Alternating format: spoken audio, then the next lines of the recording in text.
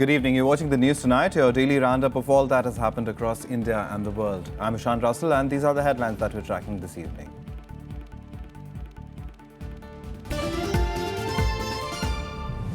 A day after President Pranab Mukherjee refuses approval for bill to protect 21 Aam Aadmi Party MLAs from Office of Profit provisions, Delhi Chief Minister accuses Prime Minister Modi of political vendetta.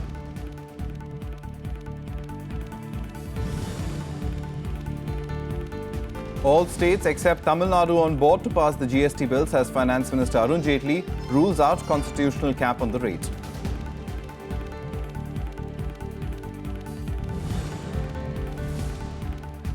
Wholesale price inflation rises 0.79% in May, up from 0.3% in April. Sharp increase in food prices and vegetables behind the increase.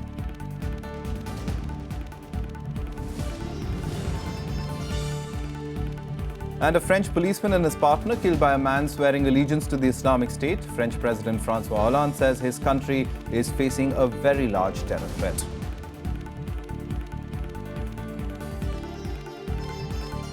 Our top story this evening, Delhi Chief Minister Arvind Kejriwal targeted Prime Minister Narendra Modi a day after the President rejected the state government's bill that was intended to protect 21 AAP MLAs. The 21-party MLAs who were appointed as parliamentary secretaries were charged with violating Office of Profit provisions.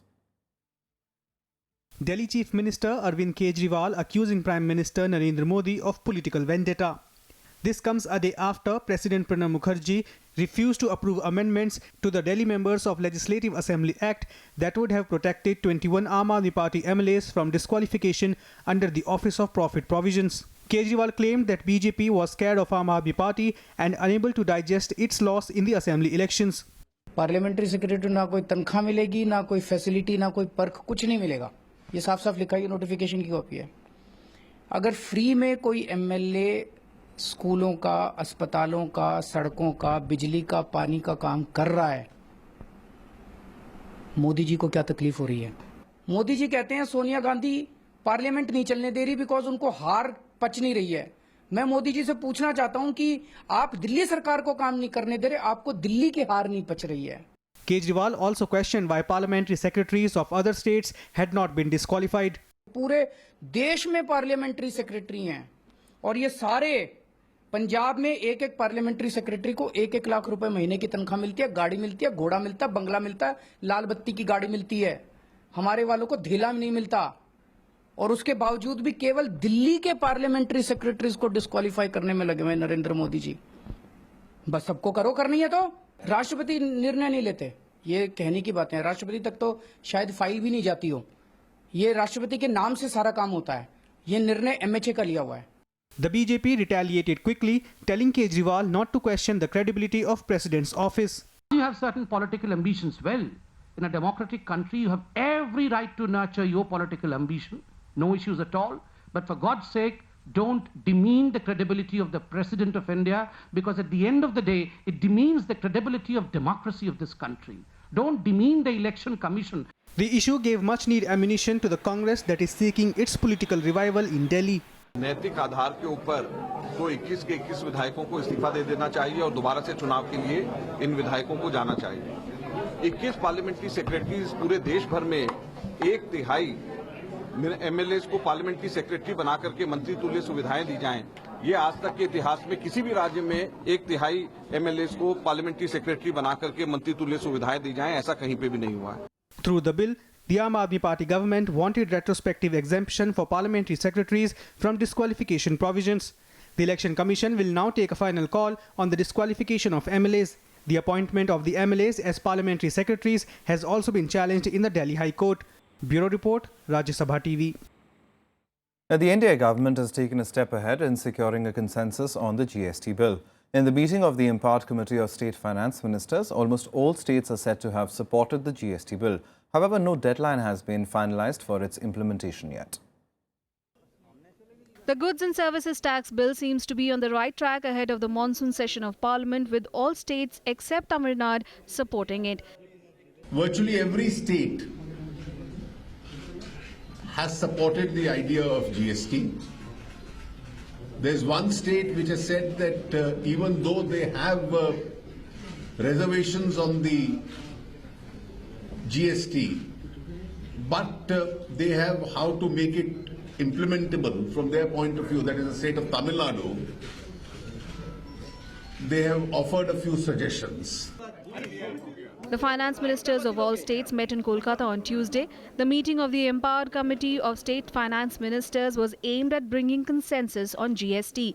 22 states were represented at the meeting by their finance ministers. West Bengal Finance Minister Amit Mitra chaired the closed-door meeting. The timetable really is that we will try our best to see that the constitutional amendments are approved in the monsoon session, and therefore by the end of the year we must have the CGST and the SGST legislations in place. Thereafter, the IGST legislation would require to be passed by the centre also. However, no deadline has been set for the implementation of GST, which aims to subsume a string of state and central level levies. The government had earlier targeted to roll out the nationwide single tax regime from April 1, 2016, but the constitutional amendment bill on GST is stuck in Rajya Sabha due to opposition by the Congress party. Bureau Report, Rajya Sabha TV.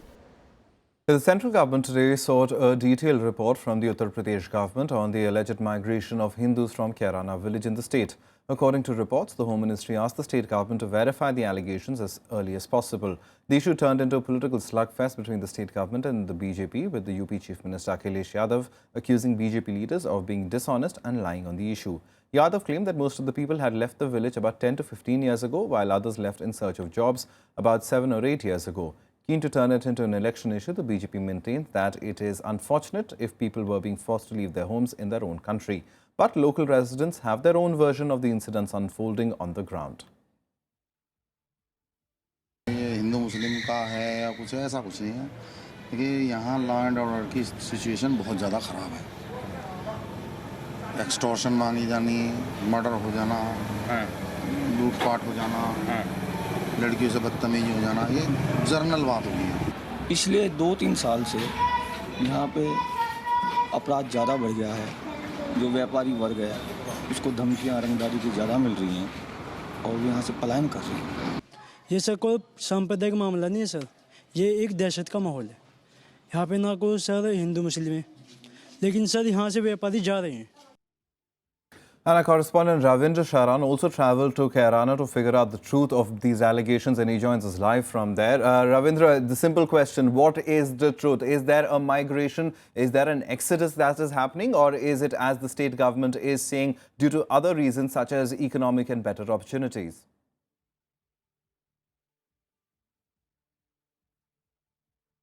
Yeah, Ishan, a magisterial inquiry has already been ordered by the President Akhilesh Yadav dispensation to find out what is the truth behind the allegation which has been levelled by the local member of parliament, Babu Hukam Singh, and which has also been seconded by the BJP national president Amit Shah in a rally yesterday in UP.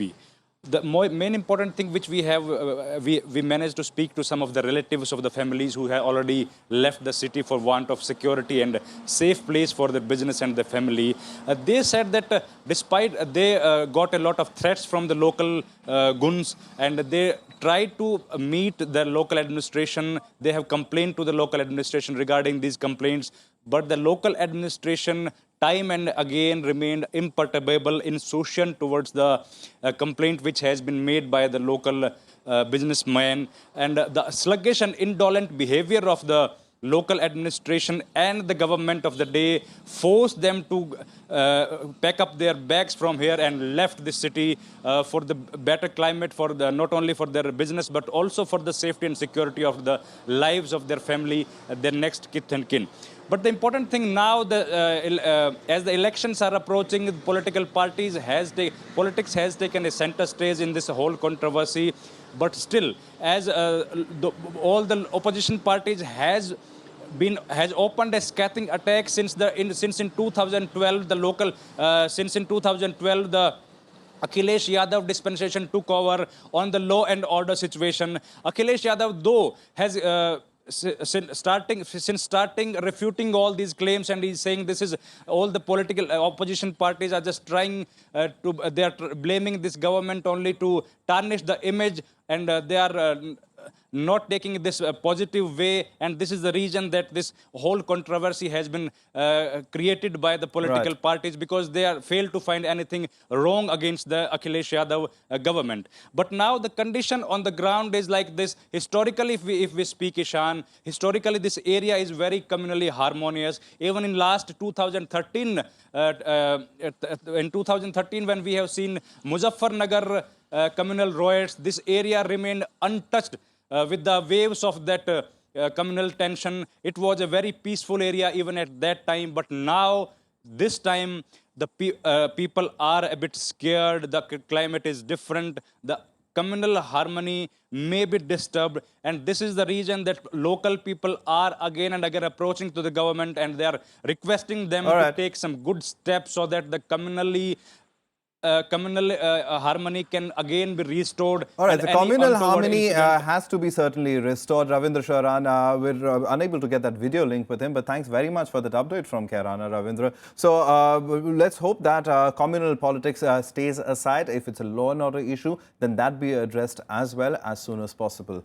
On that note, we'll move on now. And wholesale prices inflation inched up by 0.79% in May compared to 0.3% in April on account of sharp rise in food prices. Food inflation picked up sharply in May to 7.55% from 6.4% in April. Inflation in vegetables came in at 12.94%, a sharp rise from 2.21% a month earlier. Pulses inflation remained at 35.56%, while prices of egg, meat and fish rose by 9.75%. The price rise in the case of fruits was 3.80%. The spike in WTI food inflation follows the trend of retail inflation that surged to 5.6% in May. Now, the Met Department has issued a go-slow advisory as farmers gear up for sowing their crop in Maharashtra. This since the much-awaited monsoon's arrival in the state seems to have been delayed. While asking farmers to go ahead with tilling operations, the Agri-Met section of the Met Department has said actual sowing activity should only be undertaken after the onset of the monsoon. This is to ensure that seeds are not wasted due to lack of water. The Agri-Met advisory has been issued to avoid wastage of expensive seeds like soybean, cotton and pulses in parched areas of Marathwada, Vidarbha and Madhya Maharashtra. After its delayed arrival in Kerala, the monsoon is now expected to hit Maharashtra only after the 16th of June. Now, defense officials are reporting that Chinese troops encroached on Indian territory on the 9th of June in Arunachal Pradesh's Kameng district. The soldiers, who numbered around 250, however, went back within hours of the intrusion. The incident reportedly took place at a time when Beijing hardened its opposition against India's bid for membership of the nuclear suppliers group. Both India and China discussed strategic concerns and implementation of agreements to reduce tensions during Defense Minister Manohar Parrikar's visit to China in April. This is the first known transgression by the Chinese army this year in the region. The Home Ministry claims that there were 334 transgressions by Chinese troops in 2014 alone. Some other national news stories now nationwide. The Madras High Court has directed state authorities to prohibit sale of tobacco near schools. It has asked State Health Department, the DGP and the State Police Commissioner to conduct surprise raids on shops located within 100 yards of educational institutions. Justice Kirubakaran, who passed the directive, cited survey materials as evidence showing that tobacco consumption had increased among adolescent children. A massive fire broke out in Jammu and Kashmir's Rajouri forest area, destroying a large portion of forest land. Forest department officials and fire tenders rushed to douse the flames. The smoke also engulfed the Jammu-Punch highway. There are no reports of any casualties, however. Over 200 people in Maharashtra's Thane fell ill after consuming contaminated water from a river. People began complaining of vomiting and headache after they drank the water. Samples have been sent for testing. Time for us to take a short break. Lots more on the other side. Do stay tuned.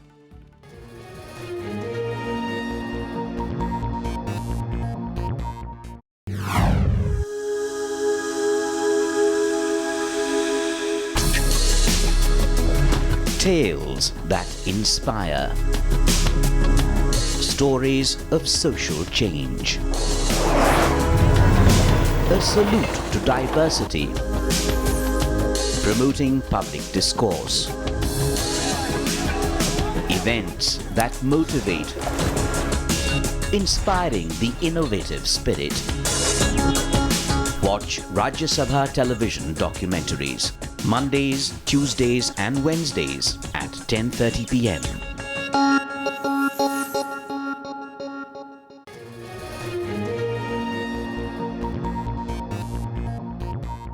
Welcome back. You're watching the news tonight. Now, President Pranab Mukherjee is in the Ivory Coast for the second leg of his three-nation tour, seen as Outreach for Africa. President Mukherjee was received by President Al-Sasne at the airport. He was also accorded a warm traditional welcome from about 30 tribal chiefs who wore colourful dresses. The two leaders are slated to sign a number of agreements. Mukherjee will also be awarded with the National Order of the Republic of Ivory Coast, which is the highest civilian award of the West African country. This is the first ever visit of the president to Ivory Coast after both countries established diplomatic relations. The president will make his final stop in Namibia tomorrow and return to India on Friday. Now, just a day after the deadly shooting in Orlando in the United States, a French policeman and his partner were killed in their home by a man who swore allegiance to the Islamic State. French President François Hollande said the attack was a terror act and that his country was facing a terror threat of a very large scale. French police paying tribute to a commander and his partner who were stabbed to death outside their home by an Islamist attacker. The attacker, Larosie Bala, had held the couple and their 3-year-old son hostage in their home in Magnanville before killing the two. The child was rescued. Shockingly, the gunman broadcast the attack live on Facebook, where he is seen swearing allegiance to the Islamic State. He was later shot dead by members of an elite police unit. Lui était commandant de police, elle était fonctionnaire au ministère de l'Intérieur.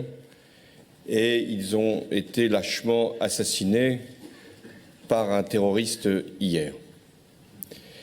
C'est un acte incontestablement terroriste. The Islamic State claimed responsibility for the killings in a statement released by the Amaq news agency, the group's propaganda outlet. The attacker, Abala, had spent time in jail earlier too over links with jihadist groups. He was convicted in 2013 of criminal association with the aim of preparing terrorist acts. French prosecutors have launched an anti-terror investigation into the incident. Un acte terroriste abject a été commis hier à Magnanville de la part d'un individu qui s'en est pris à un commandant de police et à sa compagne, elle-même fonctionnaire dans un commissariat du département des Yvelines. The killings come as France is on high alert for terrorist attacks as it hosts the Euro 2016 football championship. US and British officials have both warned their citizens about the potential terror risks of attending. The country has been under a state of emergency since the Paris attacks of November 2015, in which 130 people were killed. Bureau Report, Rajya Sabha TV.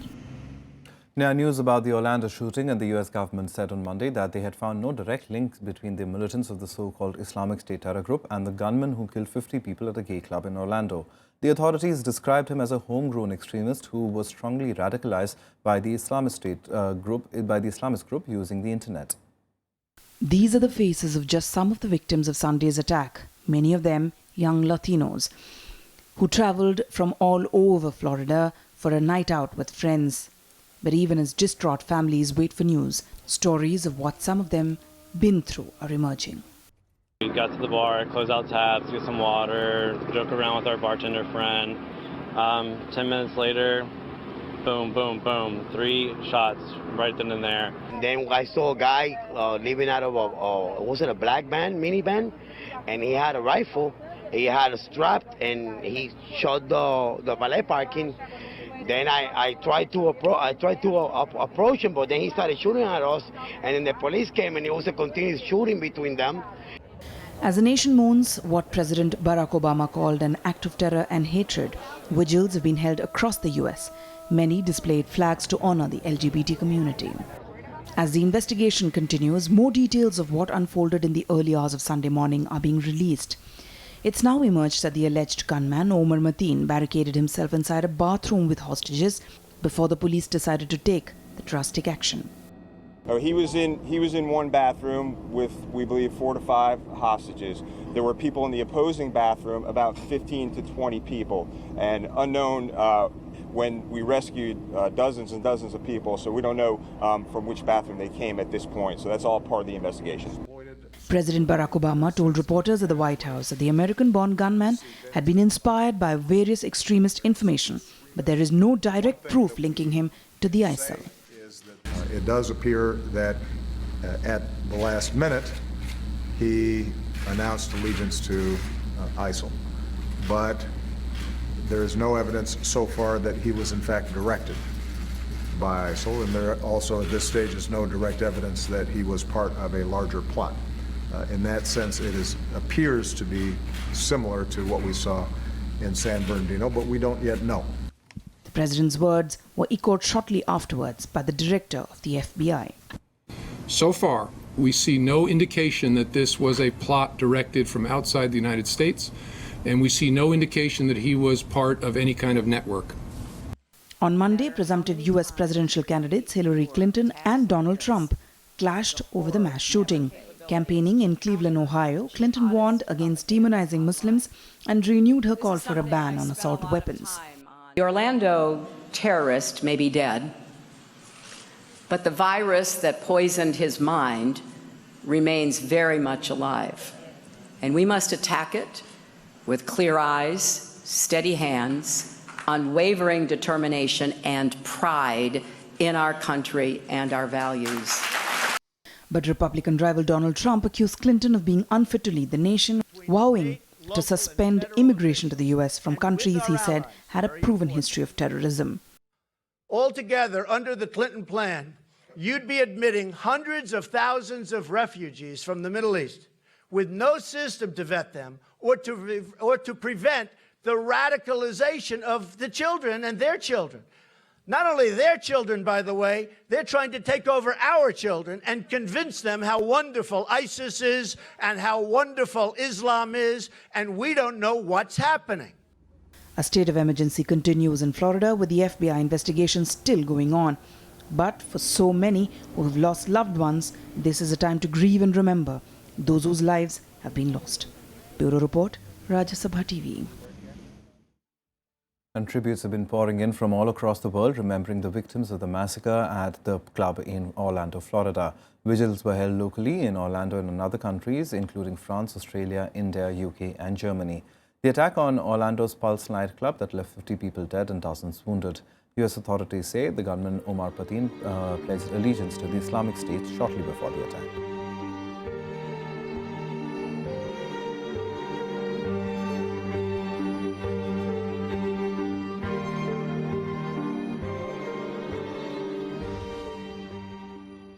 And news reports are claiming that Islamic State leader Abu Bakr al-Baghdadi has been killed in US-led airstrikes in Syria. Last week, an Iraqi TV channel claimed that Baghdadi was hurt by a bomb released from a coalition aircraft. The US and Iraq have, however, not confirmed the reports of his death. Baghdadi, who carries a $10 million reward on his head, has been moving around within the past 6 months and is believed to have been killed on the 12th of June while traveling in a convoy. There have been several unconfirmed reports in the past of the possible death of the Baghdadi ever since he proclaimed himself as the caliph of the terror group. Some more international news now in Global Buzz. The Philippines have confirmed the execution of a Canadian man who had been held hostage by the Al-Qaeda-linked Abu Sayyaf Islamist militant group. The man was held captive on a remote southern island with 3 other people since last year. This is the second execution of a Canadian hostage by Abu Sayyaf in the past few months.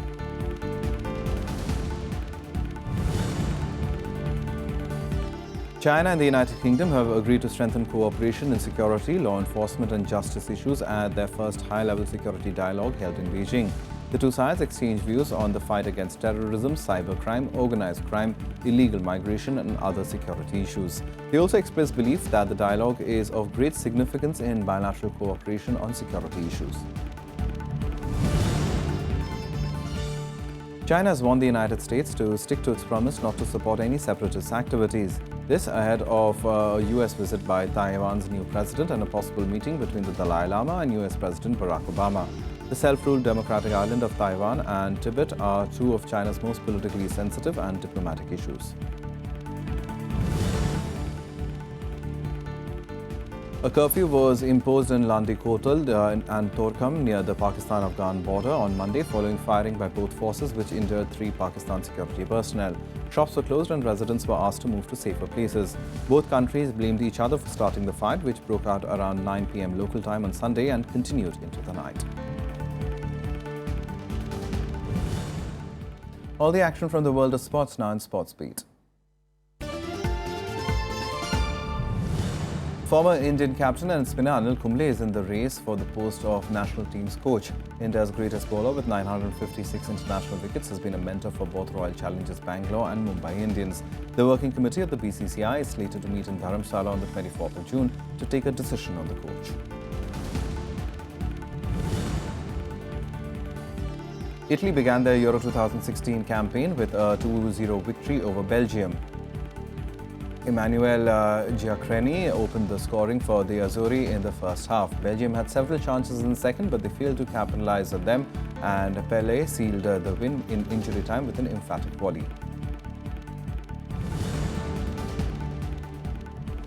Groups of Russian fans were deported from France after repeated scenes of violence at Euro 2016 matches. French police blamed 150 well-trained Russian hooligans who evaded arrest for clashes in Marseille in the run-up to Saturday's 1-1 draw between England and Russia. 6 English fans were jailed on Monday for their roles in the disorder.